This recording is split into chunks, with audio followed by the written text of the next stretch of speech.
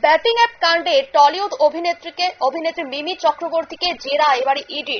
দিল্লিতে ইডির দপ্তরে প্রাক্তন তৃণমূল সাংসদকে জেরা করছে ইডি। মিমির জেরা নিয়ে চর্চায় তৃণমূল বনাম বিজেপি। একটু আগে আপনাদের দেখিয়েছিলাম রাজনৈতিক চক্রান্তের বিরুদ্ধে মিমি চক্রবর্তীকে তলব করেছে ইডি এবং এই নিয়ে মিমি চক্রবর্তী ইডি দপ্তরে হাজির হন।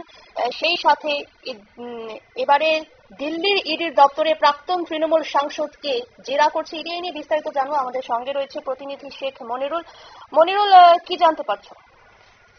দেখো, ইডি ব্যাটিং অ্যাপ কেলেঙ্কারিতে মিমি চক্রবর্তীকে জেরা করার জন্য দিল্লিতে তলব করে, কিন্তু মিমি চক্রবর্তী দেখা গেল আজকেই সকালবেলা দিল্লির যে ইডির সদর দপ্তর সেখানে পৌঁছে যান এবং তদন্তে সহযোগিতা করবেন বলে তিনি জানিয়েছেন।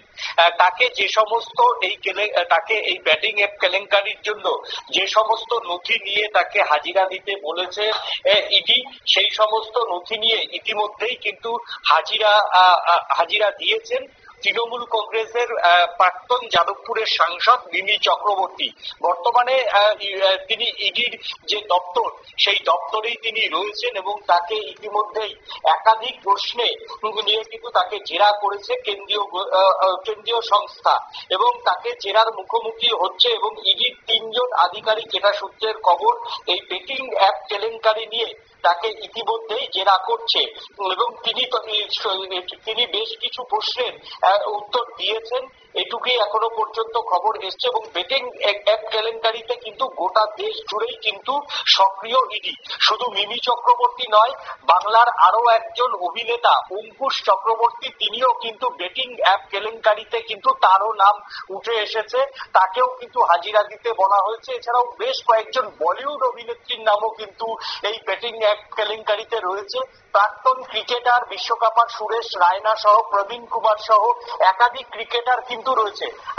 আমরা সেই এক্সক্লুসিভ ছবি ইতিমধ্যেই দিল্লিতে যে মিমি চক্রবর্তী আজকে ইডির দপ্তরে হাজিরা দিয়েছেন এবং সেই ছবি আমরা দেখাচ্ছি এবং 3 জন গোয়েন্দা আধিকারিক তাকে জিজ্ঞাসাবাদ করছে যে এই ব্যাটিং অ্যাপ কেলেঙ্কারিতে তিনি কিভাবে যুক্ত হয়েছিলেন, কার পরামর্শে তিনি এই ব্যাটিং অ্যাপ কেলেঙ্কারিতে ছিলেন এবং কিভাবে তিনি এই অ্যাপের মাধ্যমে ব্যাটিং করতেন, সেগুলো কিন্তু তাকে পুঙ্খানুপুঙ্খানুভাবে জিজ্ঞাসা করছে। এছাড়া এই ব্যাটিং অ্যাপ কেলেঙ্কারি থেকে তিনি কত অর্থ রোজগার করেছেন এবং সেই